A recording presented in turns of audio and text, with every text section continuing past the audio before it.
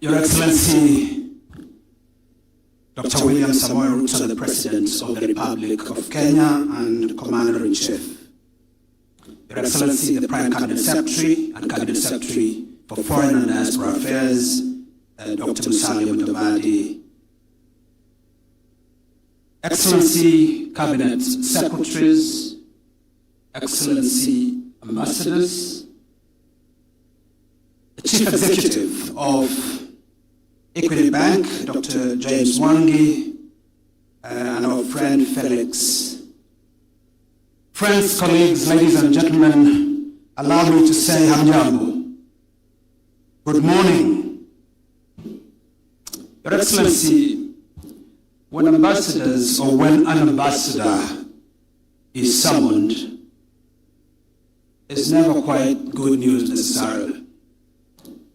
It is serious business. If you're summoned by your host state, it means there is serious information that you're being given. But if you're summoned by capital for instructions, then most likely there are also very, very serious things to be discussed. Your Excellency, we summoned not an ambassador, but your ambassadors who were appointed by your hand to this conference. Yes, it is called the 19th convening, but for us, it is a coming together because we are in a way at a moment of reckoning. Reckoning, Your Excellency, because externally, the globe is going through tremendous challenges. Challenges that now compel us to think together as one about how we can protect our national interest. But again, Your Excellency, it's also a moment of reckoning because internally, through your leadership, you have summoned the nation to focus her attention to an extremely progressive agenda. And you have made the determination that you want to take this nation to a first world status within our lifetime. Now, Your Excellency, that's a gigantic task. And these, your ambassadors, stand in a place of uniqueness because they are your frontline soldiers with respect to the mobilization of resources and the curation of partnerships.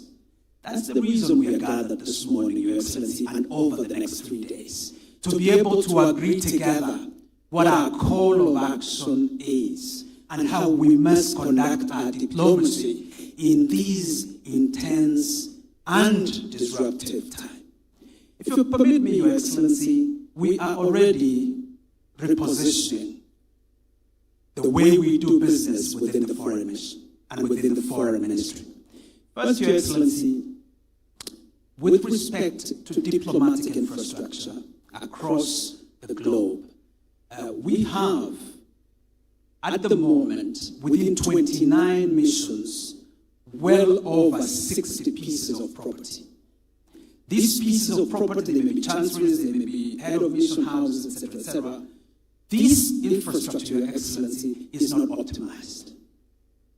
As a result, we are paying in excess of 15% of our current expenditure, which is about 3 billion, towards rent. Over the last 1 year, Your Excellency, because of your leadership and your innovative ideas around financing, we are talking with National Treasury to develop a program for the optimization of these assets through the PPP framework.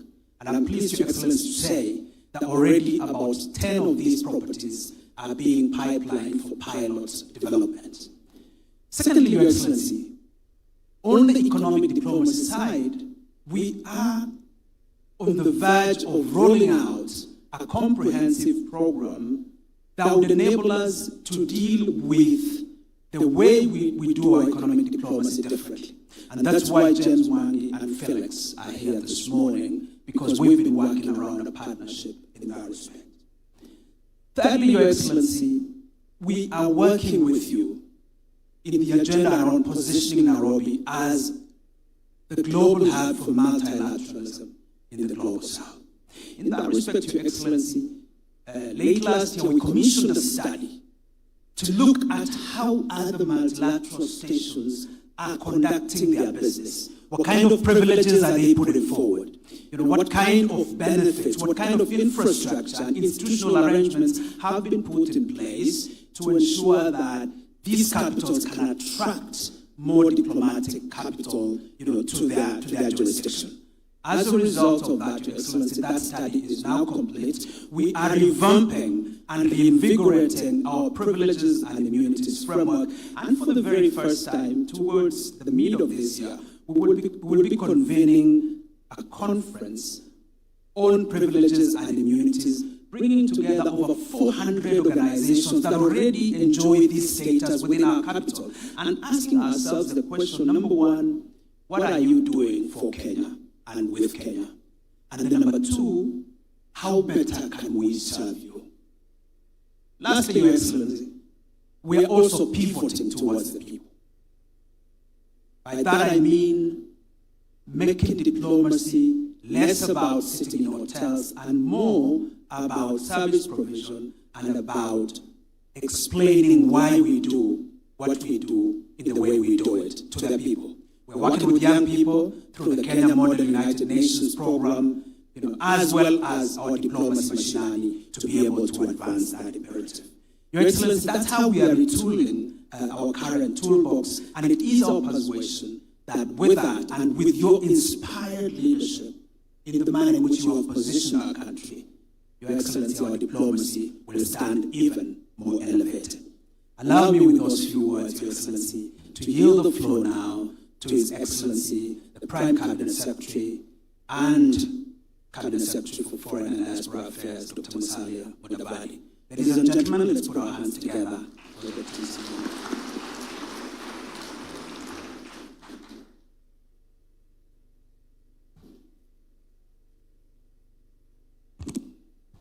Your Excellency, Dr. William Samoei Ruto, President of the Republic of Kenya and Commander-in-Chief of the Defense Forces, my brother, the Honorable Duale, the Cabinet Secretary for Health, distinguished guests, diplomats, friends, ladies and gentlemen. Your Excellency, we are greatly honored by your gracious presence at the 19th edition of the Kenya Ambassadors Conference. Today is a Saturday. We have pulled you away from the field. So bear with us. For decades, we have maintained this noble tradition of convening core actors in our foreign policy formulation and implementation to reflect on our achievements, deliberate on the challenges that we face in the execution of our mandate, and most importantly, develop forward-looking and sustainable solutions that advance Kenya's national interests. The conference presents an annual opportunity for our envoys to engage at high level, including the appointing authority, His Excellency the President, our nation's chief diplomat, and to interact with leadership across all arms of government. Therefore, as the representatives of our President abroad, you will receive briefs and updates on key developments in the country.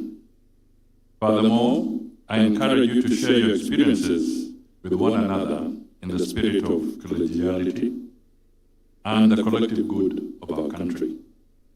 Notably, the conference takes place at the time of remarkable foreign policy achievements under the administration of His Excellency, President William Ruto. Kenya has elevated its role in regional and global peace and security, enhanced participation in multilateral fora, advanced its niche diplomacy in climate change action, and diversified bilateral partnerships that continue to unlock development opportunities for our country.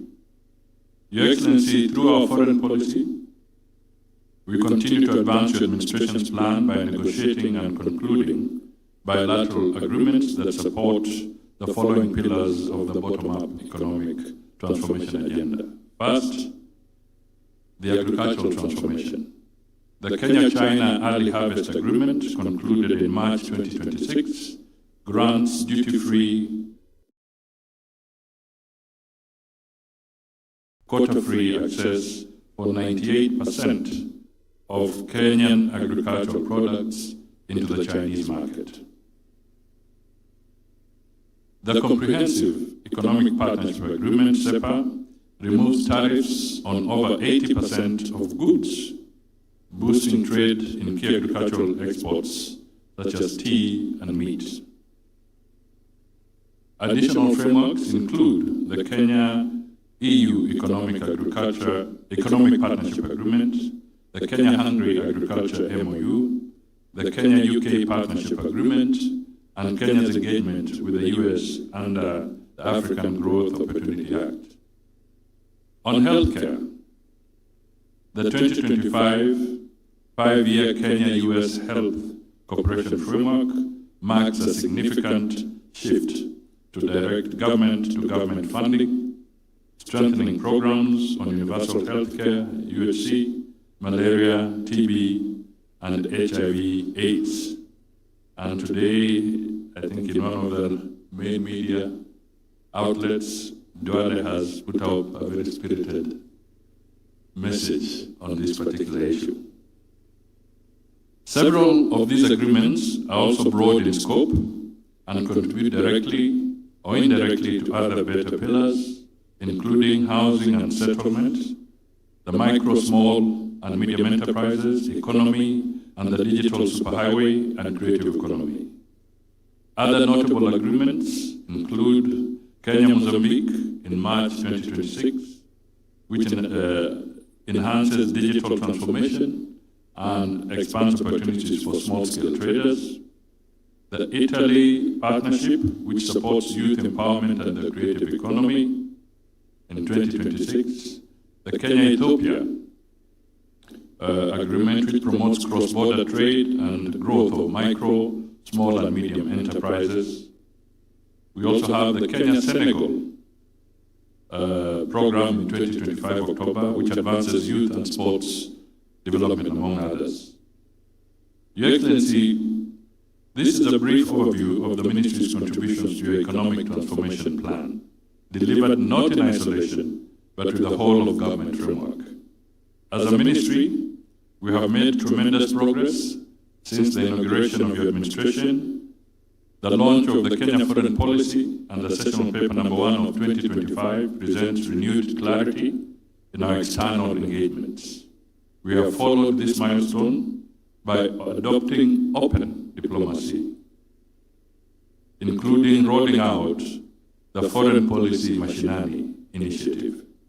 This is an appreciation that Kenyan citizens, too, have a stake in advancing our foreign policy objectives. It also serves as a strategic platform to communicate our activities and achievements and mitigate against misinformation and disinformation. Your Excellency, we wanted to make sure that Kenyans are not foreign to their own foreign policy.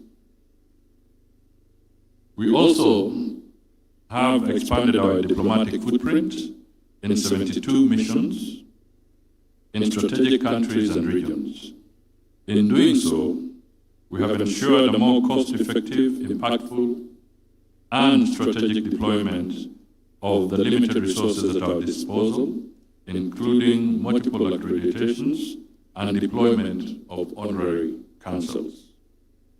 Your Excellency, your foresight in establishing for the first time in Kenya's diplomatic history a State Department for Diaspora Affairs was a transformative decision. Presently, Kenyan diaspora is at the center of government policies. Today, the safety, dignity, and welfare of our diaspora is more adequately and effectively safeguarded, despite increased cases of Kenyans in distress abroad due to the growing global turbulence. In addition to the 24-hour diaspora call center, our missions continue to provide consular services through the innovative mobile system. Your Excellency, through your support and strategic guidance, diaspora investments and remittances have vastly increased, making our diaspora a major contributor to national progress. The Diaspora Investment Support Office and the Diaspora Investment Strategy, launched in 2025, aim to enable the channeling of these remittances from predominantly household consumption to actual investments. We shall count on our ambassadors to continue engaging the diaspora on investment opportunities available back home. Finally, in today's evolving global landscape, the continent is in need of a leading voice for African agency. As our envoys, you are called to shape the direction and future of African diplomacy. We must amplify that our President is the champion of the African Union institutional reform and chair of COMESA. We must also highlight Kenya's leadership in promoting the intra-African trade and the African Continental Free Trade Area. This conference should inspire our individual and collective commitment to safeguarding our national interests and advancing Kenya's national agenda for peace-centered prosperity. Our supreme enterprise is to enhance the brand Kenya. Ladies and gentlemen, I have already indicated that we have pulled His Excellency away from a very busy schedule, so I come to the end of my remarks.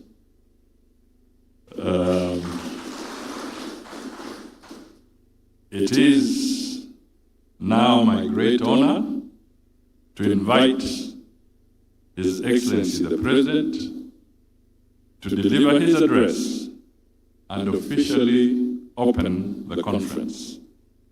Let us all be upstanding to welcome our President. Ladies and gentlemen, the President of the Republic of Kenya.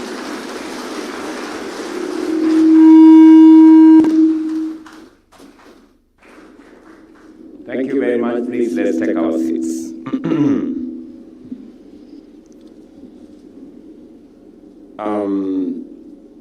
Your Excellencies, distinguished guests, ladies and gentlemen, good morning. I'm Jambo.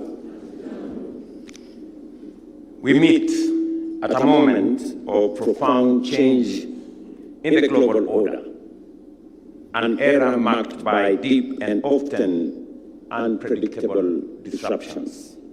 Today, long-standing multilateral frameworks that once anchored international cooperation are steadily eroding as new currents of unilateralism and sovereign-first doctrines emerge, reshaping both the terms and tone of engagements among nations. Recent developments, including the ongoing conflict in the Middle East, underscore how quickly tensions can disrupt economic stability. In such a moment, it is critical that we take a deliberate and collective pause to reflect with honesty and think with clarity about the world as it is becoming and our place within it. It is therefore a distinct honor for me to join you at this 19th Ambassadors Conference as you deliberate on how best to advance Kenya's interests in a rapidly evolving geopolitical landscape.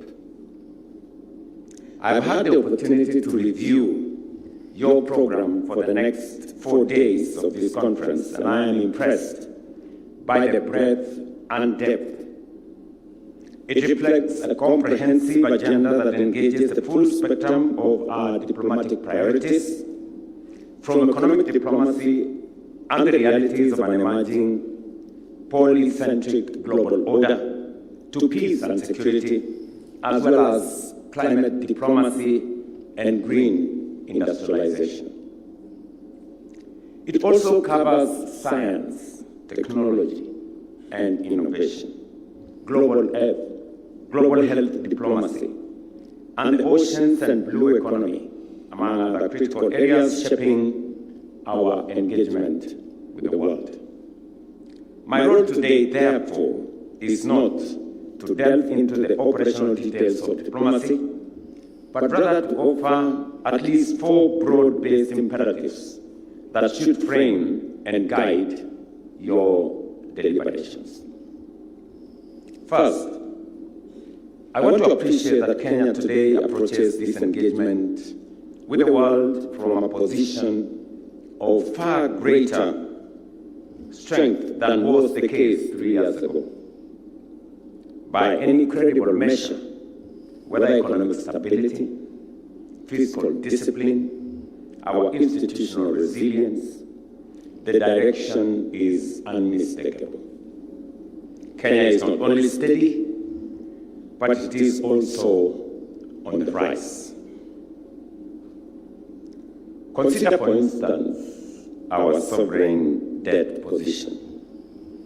36 months ago, Kenya was counted among 6 African countries widely projected to default on their foreign debt obligations. 5 of those countries defaulted. Kenya did not. This is not by chance or luck. It was the outcome of deliberate and often difficult policy choices. We undertook necessary reforms by rationalizing expenditure, streamlining our budgets, and making tough decisions, including the removal of unsustainable consumption subsidies. Today, Kenya stands as the 6th largest economy in Africa, with a GDP of approximately $136 billion, and continues to register a steady annual growth rate of about 5%. The shilling, which was once in steep decline, has stabilized and remained steady against the dollar for the last 2 years at around 129 shillings to a dollar. We have also enhanced our foreign exchange reserves that stood at 2.5 months of import cover in 2022. Now we are at 7.5 months of import cover. We have moved our foreign exchange reserves from $5.7 billion to $14.6 billion this year. And in another couple of months, we should be anywhere around $16 billion. The recent upgrade of Kenya's sovereign rating by Standard & Poor's is another clear and credible affirmation of the confidence that global markets have in the direction we have taken. Equally, we have significantly reduced inflation, which was at about 9.6%, to an average of 4.3% today, further reinforcing the stability we have worked hard to achieve. In terms of investment, despite global headwinds, our foreign direct investment inflows in 2025 for the first time crossed the $2 billion mark. And just this week, in our Kenya International Investment Conference, we signed on to new investments in Kenya of $2.9 billion in 10 counties in Kenya. Investments from the United States, from China, from Australia, from India, from the UK, and different parts of the world, demonstrating that more companies across the globe have confidence in our economy and in the investment opportunities that exist in our country.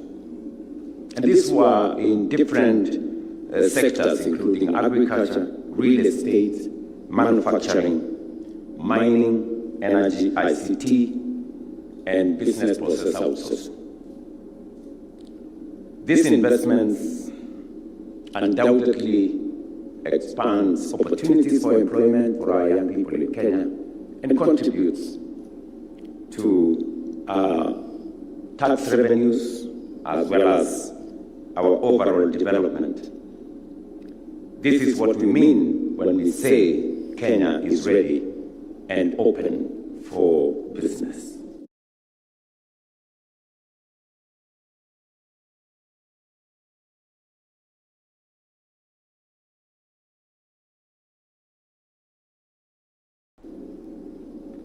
Today, Kenya is a clear vote of confidence in the direction we have taken as a country, affirming that Kenya is getting our fundamentals right. Excellencies, these gains must be projected outward. This is the true measure of your work. You're called upon to articulate, position, and present to the world the full breadth of Kenya's potential, to tell our story with conviction and to translate that promise into partnerships that deliver tangible outcomes for the people of Kenya. The second point I want you to bear in mind is that this administration is firmly committed to fulfilling our commitments to the people of Kenya as is contained in our bottom-up transformation agenda manifesto. For the first time, we have demonstrated that a manifesto is not a piece of paper. It is not a newspaper. It is a document of governance and a covenant with the people.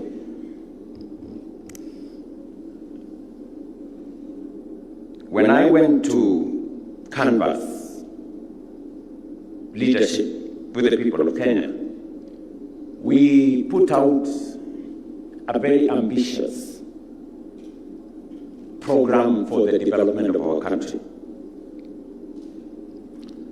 Many people thought we overpromised. In fact, last Sunday, I was somewhere in Homa Bay, and after the church service, there was supposed to be a communication by the bishops of that area. Initially, I thought it was about how they want to build the church and how they want to have more missionaries. But it was not that. It ended up being a political statement. And the bishop who read the letter on the behalf of the others said something very profound to me. He said, "Mr. President, we all believed that you had overpromised. And we knew that this was the usual politicians' talk when they are looking for votes. But he said, we have seen something different. And that is the case. We are re-engineering our nation, and we are re-engineering our political discourse. That what leaders promise, they must deliver. That when we make commitments, we must have the plan to execute and to make them reality. Today, I say with a lot of confidence, we made a commitment on matters education. We had 4 fundamental difficulties. We had a CBC that wasn't working. We had a shortage of teachers that was chronic. We had a shortage of learning spaces that was serious. And we had a funding model for our universities that was making our universities, crippling actually our universities, and making them insolvent. Today, we have kept our word. We have closed the gap, literally, on teacher shortage. We've hired the highest number of teachers in Kenya's history in 3 years, 100,000. And we will be hiring another 20,000 this year to make sure that every learner has a good opportunity to acquire knowledge. With partners, and on this I want to thank our friends from the World Bank and members of Parliament. We have built 23,000 new classrooms, expanding learning spaces. I remember last week I was in Mount Elgon, and our friends in Safaricom, M-Pesa actually, who had invited me once to an academy here in Thika, which was their flagship. And when I went to the academy, it was a really, really high-class academy with a swimming pool, heated badminton, squash. That thing they play is squash, and all the other, fancy and very high-quality stuff. But I then advised them when I went there that this is wonderful.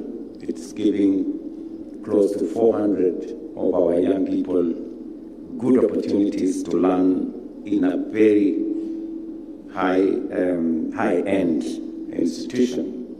But I told them they weren't making as much impact as they would if they looked beyond one academy in Nairobi.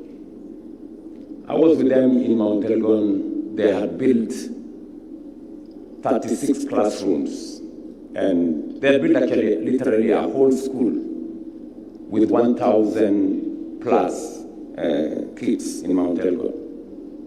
And the chair of the foundation was almost shedding tears as he saw the hope they had built in very ordinary children in very remote places. I am saying this to contextualize what it means to have learning spaces. We have reorganized the whole space around competence-based education. We have engaged stakeholders afresh. Teachers did not have a clarity. Parents were complaining that they were doing too much homework at home. But finally, we have found a balance between what parents need to do, what teachers need to do, what learners need to do, and we now have a fair balance. And finally, we have put in place a funding model that is student-centered, so that we assess every student on the basis of need and merit. Today, if you ask any vice chancellor in any university in Kenya, they have a working funding model. As I said, we decided to reorganize our agriculture. We had an agricultural sector that was not run on the basis of data. So we did the first thing to register all farmers and put them on a digital platform. We subsequently undertook all other interventions on the basis of knowledge of our farmers. We now have a database of 7.2 million farmers with their acreage, with the crops they undertake, with their livestock, sugarcane farmers, tea farmers, avocado farmers, and everything else in between. And today, we have turned around our productivity. Our fertilizer subsidy program is working. And today, if you ask coffee farmers, they will tell you, we have chased all the cartels and the brokers and the middlemen. And we've done the same in our milk industry. We've done the same in our sugar industry. We've done the same everywhere else. So we have digitized our farming. We have gotten rid of cartels. We are getting it right today. And yesterday I was in Kiambu. And the coffee farmers there will tell you that coffee, which they were selling for between 50 and 70 shillings a kilo, today they are selling it at between 120 and 150 shillings a kilo. The sugarcane farmers will tell you the same story. Sugarcane farmers used to be paid after anywhere between 6 months and 1 year. Today, sugarcane farmers are paid every 7 days. That is what transformation looks like in practice. So, we still have some work to do. And I'm saying this so that you don't fall prey to the shenanigans in the social media. If you read the social media, you will think Kenya is going to collapse tomorrow.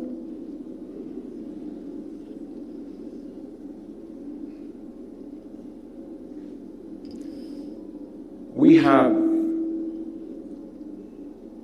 undertaken some most consequential undertakings in the space around health.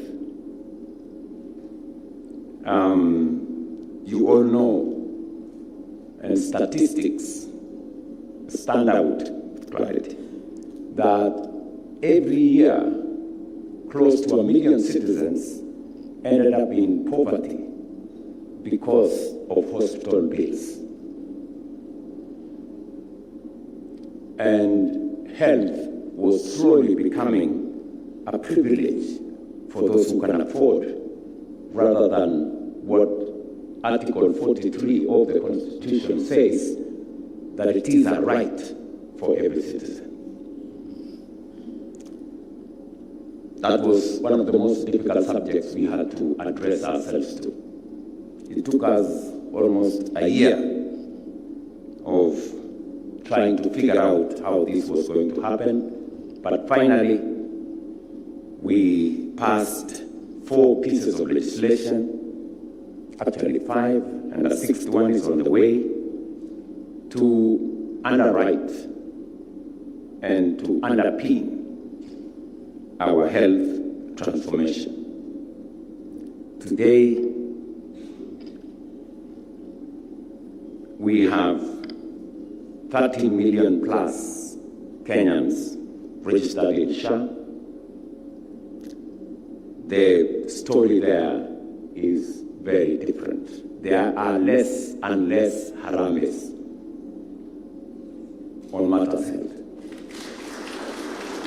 We have more and more testimonies of people who are saying, SHA paid for me 20,000, 100,000, 500,000, 1 million, and on and on. And this is not just in towns, in villages, and everywhere else. It is probably one of the largest undertakings that any administration has taken because it's a very difficult space. But I am very, very confident that finally we have the right template to undertake universal health and finally make health truly a right for every citizen.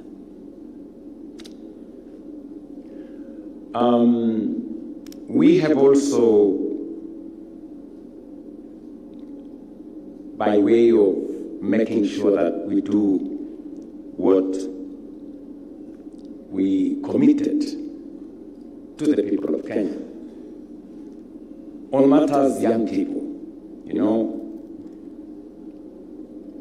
every family, every region of Kenya, because we are a nation of young people, have young people out of school, out of college, and they do not have jobs. And this is everywhere. You go to every town, you go to every city, you go to every village, and that's the case. And we've had this conversation many years, you know, that the economy is going to expand and therefore we are going to create jobs. But jobs can not be created unless there is intentional, deliberate, practical interventions. So we decided to do 5 things. Number 1, we undertook the housing program. Not just to have decent living conditions and housing for our citizens, but also as a means of creating opportunities for work.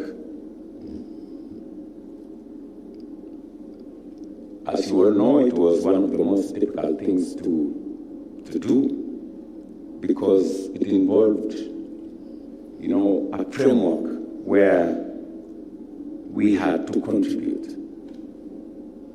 And so, if you read in the Azimio manifesto, there was housing. In the Kenya Kwanza manifesto, there was housing. But when it came to the implementation, there was a big problem. Nobody wanted to do it. And we were taken to court, or demonstrations, and many other things. But we stood our ground, and today I stand before you to tell you the skyline of Kenya is changing. Go to anywhere in Kenya, from Busia, I was there last week, to Kisumu, to Migori, to Kuria, Kericho, Eldoret, Kitui. I was in Makueni. In fact, in Makueni, the senator of Makueni, who has been saying nothing is happening, So when I went with him to the housing, he was shocked that it was in Wote.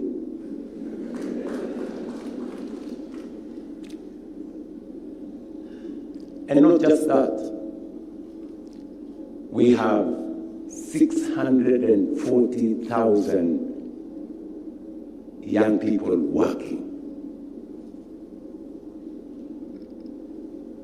Architects, engineers, plumbers, electricians, carpenters, masons, and everybody in between. In fact, at some point, the debate was, William Ruto is talking about Mjengo.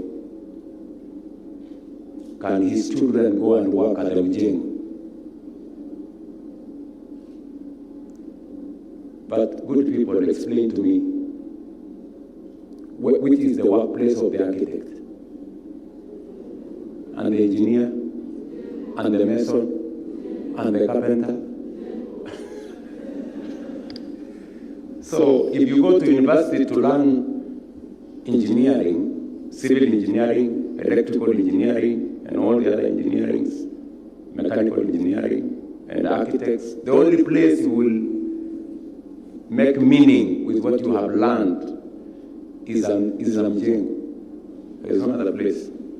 If there is no Mjengo, you are useless. It's just as simple as that. Yesterday I was in Thika. In Thika, in Kiambu alone, we are building 18,000 housing units at a cost of 45 billion in one county. There has never been an investment of 45 billion in one project in any county in Kenya. So we are changing. Today, the contracts we have signed on using the housing fund are contracts of 640 billion across Kenya. Markets, hostels for our university, TVET and KMTC students, housing. I just handed over houses in Kapsabet. I handed over houses in Kakamega. I will be handing over houses in Kirinyaga. There are some that are already in Ruiru. And that process will be continuing. The most fundamental thing to me is that by next year, we will have 1 million young people working in our housing program.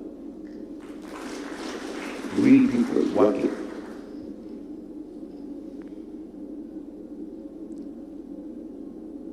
We also designed